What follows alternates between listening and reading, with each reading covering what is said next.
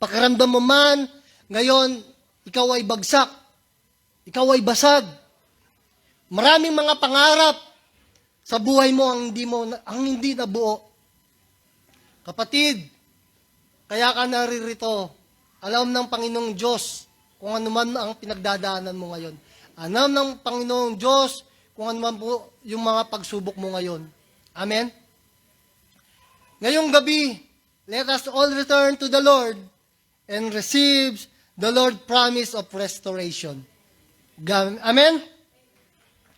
God will restore us. He will make us strong, firm, and established. We may feel weak now. We can sense ourselves being worn out and diminished. Watch us all our opportunities and prospects in the life shrink away. Amen?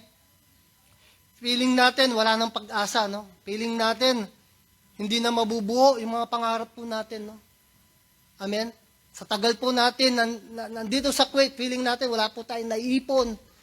Feeling natin, yung mga pangarap natin ay basag, hindi natin mabubuo yung mga plano natin sa buhay. Minsan, mga kapatid, kailangan lang din natin tumigil, sandali, at alalahanin natin ang mga pangako ng Diyos at ang mga nagawa niya sa ating buhay.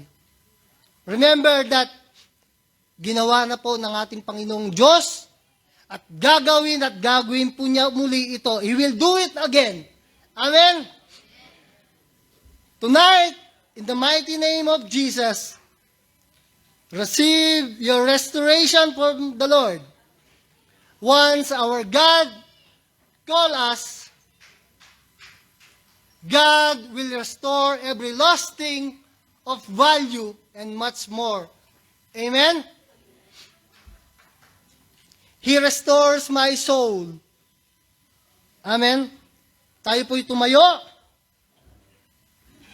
At idalangin po natin lahat sa Kanya ang nais natin. Bring restoration, O Lord. Bring restoration, O God.